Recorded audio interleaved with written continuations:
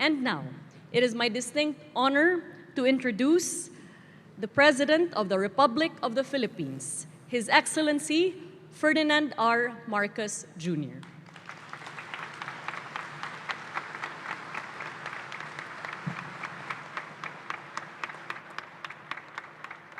Thank you very much, Secretary Attorney Cristina Garcia Frasco. Please be seated.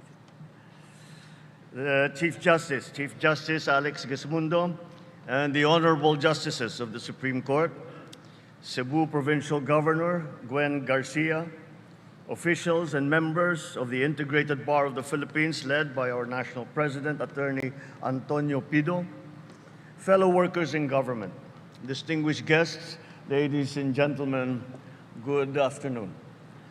It is an honor and a pleasure, and with a little trepidation, that I stand before you today, because you are our agents of justice, who, whether by choice and necessity, have dared to be able to go through voluminous tomes, read through 100-page contracts without falling asleep. And that alone deserves already applause. But let me tell you, as president, I am going to give you a run for your money. Just last month, I had to read 4,057 pages of the General Appropriations Act for 2025. Because I reviewed it, analyzed it, and yes, in parts, vetoed it. And so for those of you, and up to now, I cannot find those damned blank items. We'll keep looking, but I really am convinced that they simply do not exist because it is not allowed to exist. So for those of you who think the presidency is just handshakes, photo ops, I assure you that fine print is alive in my office as well. Today, at the 20th National Convention of the Integrated Bar of the Philippines, or IBP, you convene to reflect on the critical role that you play in shaping the legal landscape of our nation. There is no better moment than this to reaffirm our shared commitment to the rule of law, a commitment to ensuring that justice remains the bedrock upon which our democracy stands strong and unshaken. This year's theme, From Milestones to Horizons, Strengthening the Future of the Legal Profession, is both a rallying call and a profound challenge. I have always held deep respect for your profession, not only because of its role in our society, but also because of the example set by the lawyers that have surrounded me all my life. To begin with my father, all of those who assisted him during his time in government, and to the point that I married a lawyer, my wife, Lisa. I have seen through her how lawyers devote yourself to mentoring aspiring lawyers, also championing free legal clinics, providing assistance to the underserved. These actions remind us that beyond the intellect and skill required by law, it is compassion and service that truly defines the essence of this noble profession. I also learned a valuable lesson very early on, one that I carry with me to this day. Never argue with your wife, especially if she is a lawyer. It is not a debate you will ever win, because for a layman, we sit there and you begin to feel the application of trial technique, something which we are not too accustomed with. So what starts as a simple yes-no question eventually transforms into, it depends. And before you know it, you are knee-deep in case law, precedent, and a cross-examination that you did not sign up for. But on a more serious note, she has shown me the incredible depth and nuance of the law and the minds that practice it. In this era of technological advancement, economic transformation, and global interdependence, you stand at the forefront of an unprecedentedly dynamic and therefore challenging landscape. The emergence of issues such as cybercrime, data privacy, and the ethical use of artificial intelligence presents not only technical dilemmas, but moral ones as well. And therefore, they demand our continued commitment to protect human dignity in an increasingly digital world. The recent adoption of the Code of Professional Responsibility and Accountability is a significant step forward, a declaration that the highest ethical standards must guide every member of the legal community. The task before us now is to ensure that this code becomes the very foundation of how our lawyers live and practice. Equally pressing is the existential challenge of our time, and that is the climate crisis. This is no longer an abstract threat that is spoken about at the high levels of science.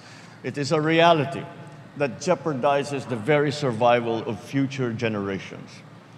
Your field plays a vital role in this endeavor, crafting and upholding stronger environmental policies that protect our shared home, developing the concept of environmental justice. By doing so, you safeguard the rights of today and preserve the dreams and dignity of those that will follow us. Strengthening the legal profession, however, demands more than responding to crises. It also requires reinforcing your field's very foundations: education, continuous learning. The next generation of lawyers must be prepared to meet the challenges of this ever-changing world. And so the 3,962 new lawyers, welcome to the front lines of justice. Your journey begins now. And that journey, with it, a tremendous opportunity is granted you to shape a society that is fairer, more equitable, more inclusive. As the legal profession evolves, so too must our learning institutions. Law schools must continually adapt to the demands of the times by refining their curricula, integrating emerging fields, and ensuring a seamless blend of legal theory and real-world application. The revised model curriculum of the Basic Law program already sets the stage by incorporating human rights law and international law at its core. And yet our challenge is to ensure that these principles are not confined to the pages of textbooks or the halls of courtrooms, but are lived and breathed, always guided by the Constitution and the values that it upholds.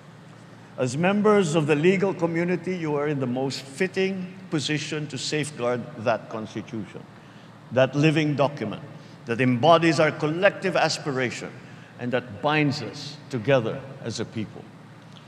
A decade ago, the Philippine Constitution Association awarded me the title of the Great Protector of the Constitution. When I accepted the award, I could not help but marvel at the irony, a non-lawyer entrusted with such a lofty title. But that is the beauty of democracy and the enduring power of our Constitution. It allows even the most unexpected candidates, like a layman myself, to play a role in protecting its principles. And there lies the heart of the matter. Being a vanguard of the Constitution transcends political affiliation, family legacy, profession. At its core, it is about ensuring that justice is more than just an ideal written on paper. It is about ensuring that it exists in the real world, in the lives of every ordinary citizen. In this light, we must embrace a simple but profound truth. The law must serve all Filipinos, not just a privileged few. Justice must find its way to the margins where it is most needed, reaching the underserved, the unseen, the unheard. After all, the Constitution is meant to be wielded with purpose and compassion, especially for those who need it the most. Initiatives such as the Unified Legal Aid Service rules, which require lawyers to render at least 60 hours of pro bono legal aid every 3 years for indigent Filipinos, is very commendable. Equally notable are the IBP's tireless efforts to provide legal assistance. Legal assistance is provided both here and abroad, bringing us closer to a justice system that serves everyone.